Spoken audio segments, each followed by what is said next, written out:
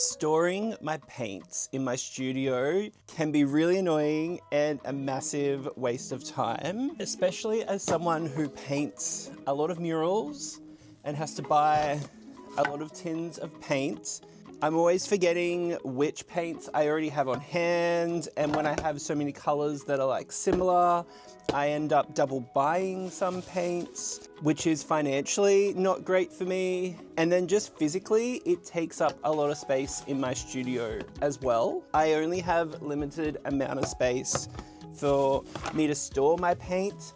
And so I had to really think about starting to design a system that I can use for my paint that will allow me to stay on track of exactly what paints I have, how much of each paint I have. So that is what I'm going to be going through today with you. I made a system which I'm calling for now my Paint Audit, and I'm going to be taking you through this now. So maybe it might be something that you like to do with your paints or any materials really that you have to buy a lot of. I wanted this system to be something that I can update really easily and really regularly after every project, which is now, I just finished a mural project, which if you have a look at my last video, you'll see the mural that I just finished. And these are all the paints that I had with me for that project. I also wanted to be able to, at the start of a project, be able to pull out this Paint Audit system thing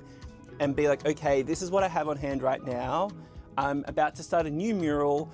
Which colors do I want to start with? Or if I'm going to create a mural that is basically, you know, all reds and yellows, what are the reds and yellows that I already have on hand that then I don't have to buy more of or buy too much paint quantities of? So this is my Paint Audit system. For those of you who don't know me, my name is Jeff. I am an artist, illustrator, and maker. I've been working full time as an artist, coming up to 10 years. I do murals, public art, artwork licensing, illustration collaborations. I do stalls at markets. I make costumes and wearable pieces. This channel is all about sharing my experience as an artist. So if you're new, welcome. And if you're coming back again, welcome back. So this is my Paint Audit system. Nice and cute and little and efficient. It's essentially each paint color swatch with the information that I need about it. And now I'm going to show you how I make it.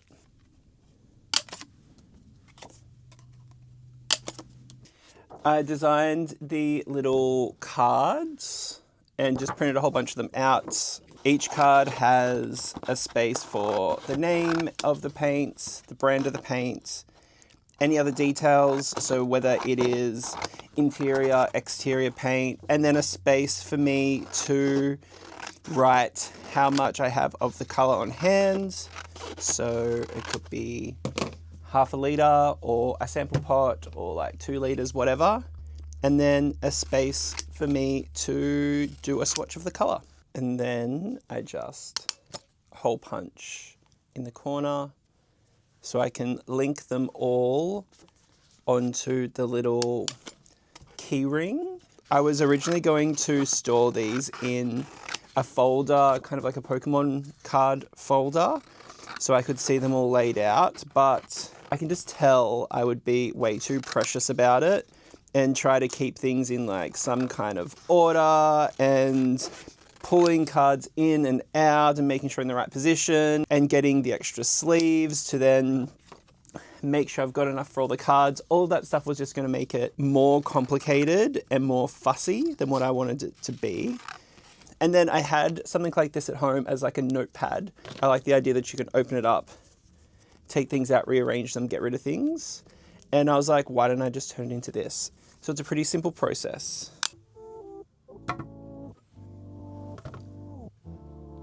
Some of you might be thinking, why am I doing this?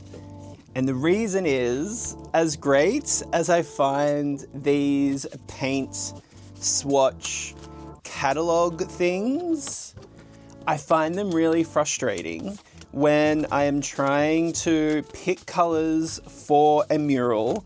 For instance, say I was trying to use this green and trying to work out which green I want to use with this red. and trying to compare like this screen to this screen and bending them in and trying to have a whole bunch of colors like next to each other and trying to see just the paints I want, or comparing like this paint to that paint, it becomes really hard. And like, I don't know if there is a tool or a thing out there that you can use for these, so you can just, I don't know, like some kind of like slidey little thing that blocks out all the other colors. I basically just find it really frustrating, and I had to try and work out a system where I could lay out all of my colors and play around them as individual cards without cutting this up. Because I know there's obviously some system behind having, you know, these 2, 4, 6, 8, 10, 12, 14 colors together versus these 14 colors together. And I'm not going to look into it. I, to be honest, can't be bothered. But like, I don't want to get a second one of these and then cut this up, because it's just not necessary. And I want this other information on it as well. So that is why I realized I had to come up with this system, because every mural I was sitting down and like had all of these swatch cards laid out in different ways, and it was just so hard. Also, the swatch color to the actual paint color as well. I liked the idea of being able to reference back to what the color actually looks like. It just feels different. Maybe because it's got like the brush strokes in it and it's actually like painted on rather than a really smooth flat surface that these are. Anyway, that's my side rant, and that's the story behind why I'm doing this paint audit system. Another one of the details that I can add to the cards is that because I do a lot of Pride related campaigns and do rainbow murals, like these are the colors that I've chosen to be my rainbow colors. So if I had like 3 reds on hand, or I was trying to work out which red is the one for my rainbow, I'll write on this like rainbow, like pride red or pride purple or whatever. And it just makes it easier and simple for me to like pull out those cards. Or maybe I have like an assistant working with me and I say, oh, can you just like go through this and get out the names of all the colors that I use for my pride murals. They could go through this and very easily go, cool, that's the pride red, that's the pride orange, that's the pride yellow. So it's being proactive in that way. I don't think that'll ever happen at all. But it's one of those things that I like to always plan for, just in case. And I think it's a good like practice to have.